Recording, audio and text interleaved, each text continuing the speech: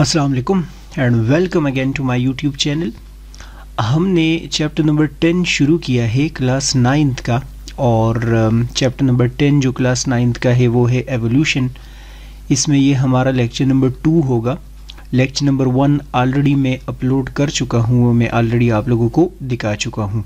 सो आज जो हमने डिस्कशन करनी है, लेक्चर नंबर 1 में हमने ये पैराग्राफ और ये पैराग्राफ पढ़ा था, और अभी वाला जो लेक्चर है उसमें हमने एवोल्यूशन को देखना है। ये वाला पैराग्राफ होगा और इसी के साथ साथ ये और ये 3 पैराग्राफ हमने डिस्कस करने हैं।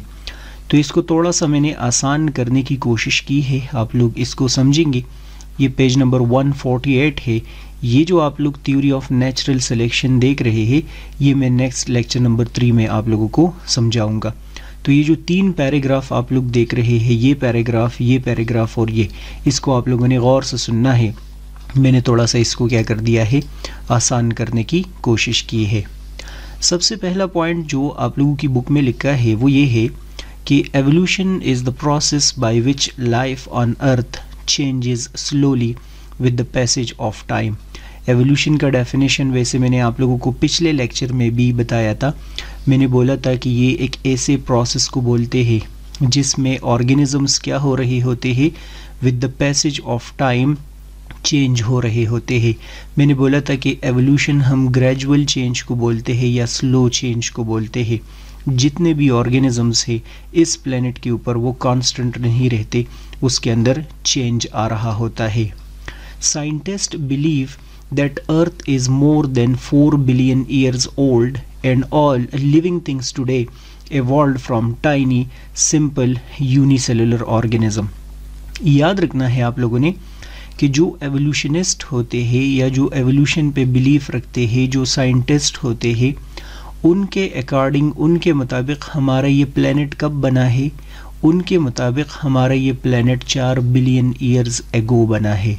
अर्थ आप लोग बोलेंगे कि 4 बिलियन ईयर्स एगो बना है। 4 बिलियन ईयर्स एगो जब ये अर्थ बन गया तो उस पे लिविंग थिंग्स बनना शुरू हो गए। सबसे पहला ऑर्गेनिज्म जो बन गया था इस प्लेनेट के ऊपर, वो आप लोगों ने MCQs के लिए याद रखना है, यूनिसेलुलर ऑर्गेनिज्म था। So you need to remember the first organism that evolved on this planet was a unicellular organism. वो प्रोकैरियोटिक ऑर्गेनिज्म था। आप लोग बोलेंगे कि वो बैक्टीरिया की तरह एक ऑर्गेनिज्म हमें क्या होता था, दिखता था। As time passed these organisms slowly developed into the wide variety of plants, animals and other life form we see today। पहला जो ऑर्गेनिज्म इस प्लेनेट के ऊपर बना था, मैंने जिस तरह बोला, वो यूनिसेलुलर ऑर्गेनिज्म था। लेकिन जैसे जैसे टाइम गुजरता गया तो टाइम गुजरने के साथ साथ उसमें चेंजेस आते गई, या दूसरे अल्फाज में आप लोग बोलेंगे उसके अंदर एवोल्यूशन आता गया। और एवोल्यूशन होने के वजह से इन ऑर्गेनिज्म से बहुत सारे ऑर्गेनिजम्स बन गए। इन माइक्रो ऑर्गेनिज्म से आप लोग बोलेंगे कि इससे प्लांट्स भी बन गए, इससे आप लोग बोलेंगे एनिमल्स भी बन गए, इससे और भी बहुत सारे जो प्रोटेस्टा वगैरह आप लोग पढ़ते हैं, तमाम के तमाम ऑर्गेनिज्म इस यूनिसेलुलर ऑर्गेनिज्म से बन गए। इसके अंदर चेंज आता रहा, एवोल्यूशन होता रहा। क्वेश्चन ये है कि ये जो चेंजेस इन ऑर्गेनिजम्स के अंदर आते हैं कि पहले ये होता था, फिर ये है, फिर ये है, फिर ये है, फिर ये है, ये कैसे आते हैं? ये जो वेरिएशंस आते हैं ये कैसे आते हैं, या वेरिएशंस की वजह से एवोल्यूशन कैसे हो रहा होता है? तो सबसे पहले एवोल्यूशन के बारे में आप लोगों ने याद रखना है कि वन की part of evolution is variations. Variations आप लोग जब डार्विन की थ्योरी अभी डिस्कस करेंगे थोड़ी देर बाद, तो आप लोग बोलेंगे कि एवोल्यूशन का जो मेन पार्ट है वो क्या है, वो वेरिएशंस है। वेरिएशंस का डेफिनेशन मैंने आप लोगों को पहले बताया है पिछले लेक्चर में कि this means that not all members of the same species are exactly the same. Variations दूसरे अल्फाज में हम किस चीज़ को बोलते हैं? हम बोलते हैं differences among the members of same species को। फॉर एग्जांपल मैंने बोला था कि ह्यूमन के skin colour, hair colour, eye colour सब कुछ एक दूसरे से डिफरेंट होते हैं। इन सब को कंबाइन मिला के हम क्या बोलते हैं, इनको हम वेरिएशंस बोलते हैं। आपकी क्लास में जितने भी स्टूडेंट्स होते हैं आप देख ले, स्किन कलर, हेयर कलर, सबका हाइट, सबका इंटेलिजेंस एक दूसरे से क्या होते हैं, अलग अलग होते हैं। तो इनको हम क्या नाम देते हैं, इनको हम वेरिएशंस नाम देते हैं। Some individuals might have traits that gave them an advantage, like being better at finding food or avoiding danger. आप लोग बोलेंगे कि कुछ इंडिविजुअल्स ऐसे होते हैं एक पॉपुलेशन के अंदर जिनके अंदर ऐसे कैरेक्टरिस्टिक्स पाए जाते हैं जो कि उनके सर्वाइवल में हेल्प करते हैं।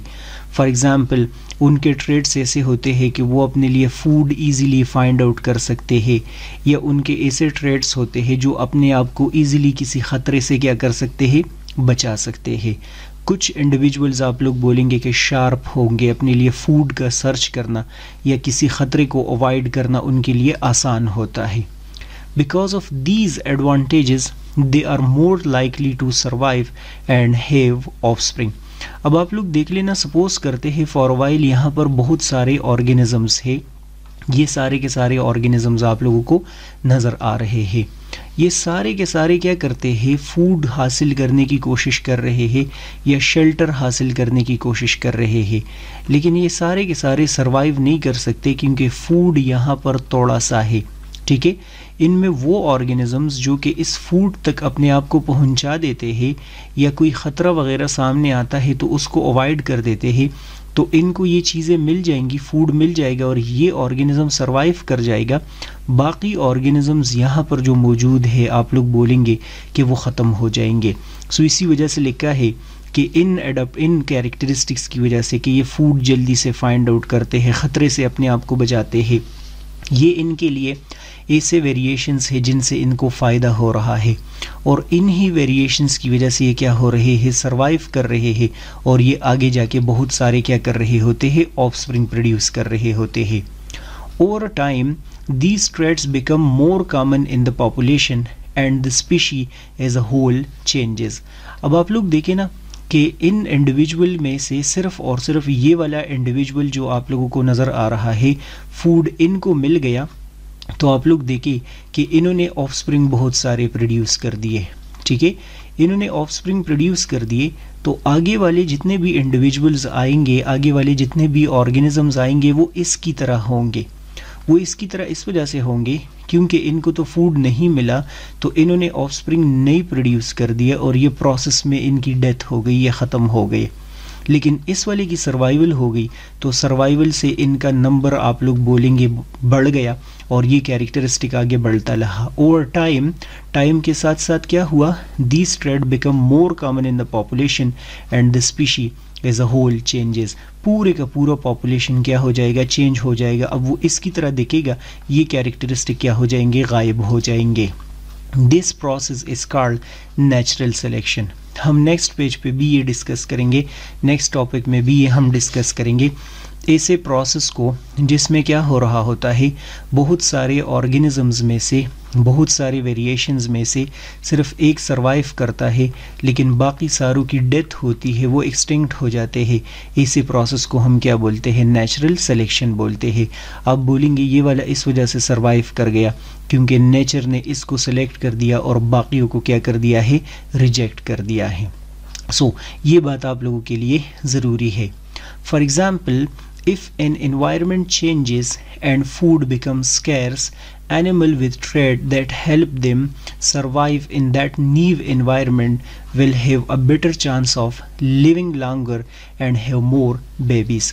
आप लोग देखिए ना, सपोज करते हैं फॉर अ वाइल कि हमारे पास यहाँ पर ये 4 डिफरेंट टाइप्स के ऑर्गेनिजम्स मौजूद है। ये सारे के सारे ऑर्गेनिजम्स कोशिश करते हैं कि हमारी सर्वाइवल हो और हम जिंदा रहे और इनके ऑफस्प्रिंग जो है वो आगे कंटिन्यू होते रहे। लेकिन मसला क्या हुआ, फूड शॉर्टेज अकर हो गया तो इन तमाम ऑर्गेनिजम्स के लिए फूड शॉर्टेज है। अब ये जो ऑर्गेनिजम्स है ये सारे के सारे स्केर्स फूड की वजह से, या आप समझे कि एक ड्राउट की वजह से, कहत वगैरह की वजह से ये क्या करेंगे, ये सरवाइव करने की कोशिश करेंगे। देयर आर चांसेस कि इनमें से कुछ ऐसे ऑर्गेनिजम्स हो जो कि फूड के बगैर स्ट्रांग हो, सरवाइव कर सकते हो। ठीक है, सो ये वाला ऑर्गेनिज्म सरवाइव कर जाएगा। अगर बाकियों को फूड नहीं मिला तो आप लोग देख ले, इस ऑर्गेनिज्म की क्या हो जाएगी, डेथ हो जाएगी।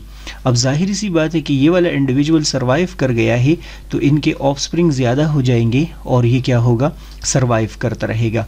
These helpful traits will then be pass down to the future generation.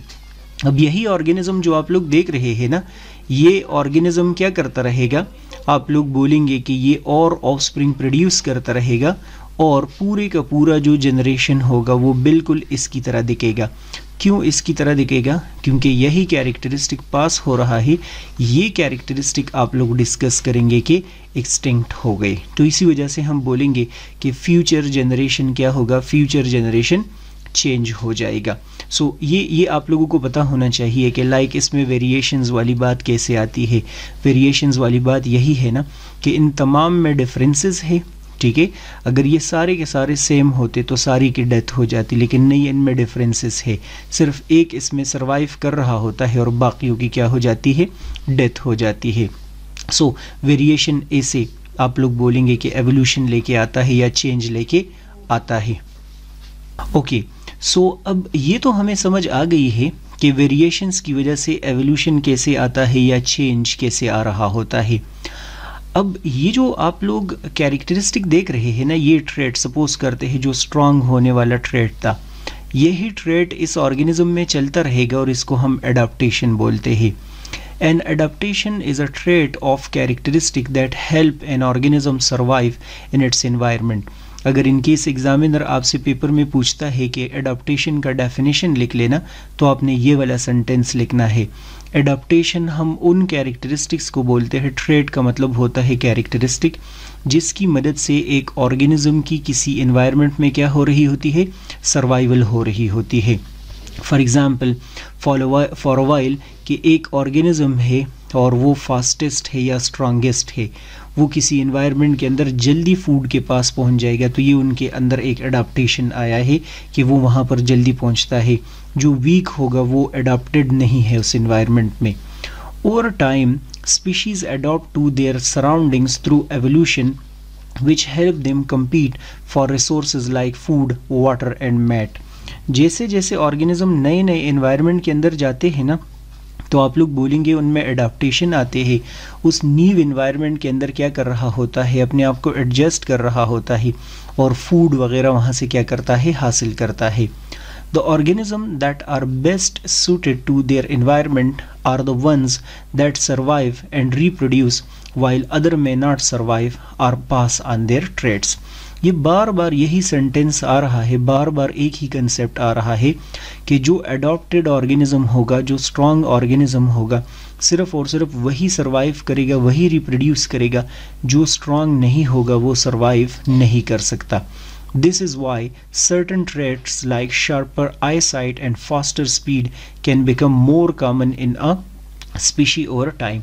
हर वो ट्रेट जो कि क्या होगा, जो कि ऑर्गेनिज्म के सर्वाइवल में हेल्प करता है, वो क्या होता है, वो कॉमन होता है और ये प्रोसेस चल रहा होता है।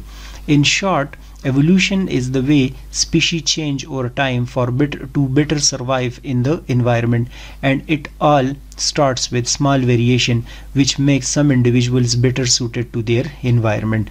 evolution के बारे में ये बता रहे हैं आपको कि एवोल्यूशन कौन सा प्रोसेस है, एक ऐसा प्रोसेस है जिसमें ऑर्गेनिज्म में with the passage of time change आ रहा होता है और आहिस्ता आहिस्ता वो चेंज हो रहा होता है। ये कैसे चेंज होता है, क्योंकि तमाम ऑर्गेनिज्म में वेरिएशंस होते हैं और सिर्फ सम इंडिविजुअल जो बेटर वेरिएशंस होते हैं वो सरवाइव करेंगे, जो अडॉप्ट होंगे वो सरवाइव करेंगे, जो अडॉप्ट नहीं होंगे वो सरवाइव नहीं करेंगे। इसमें एवोल्यूशन का आप लोगों को डेफिनेशन पता होना चाहिए, एडाप्टेशन का पता होना चाहिए और वेरिएशंस का पता होना चाहिए। इस लेक्चर का आप समझे कि आधा हिस्सा जो है वो अभी नेक्स्ट वाले लेक्चर में आप लोग देख लेंगे, तो इस वाले टॉपिक की भी समझ आ जाएगी, क्योंकि यहाँ जल्दी जल्दी डिस्कस किया है और आगे थोड़ा सा डिटेल में है। तो टेंशन ना ले, आप लोग नेक्स्ट लेक्चर भी देख ले और लाइक, सब्सक्राइब और शेयर भी कर दे और अपने क्लास वालों को भी बता दे कि वो भी शेयर कर दे। और नेक्स्ट वीडियो लेक्चर आप लोग देखेंगे। गुड बाय, अल्लाह हाफिज़।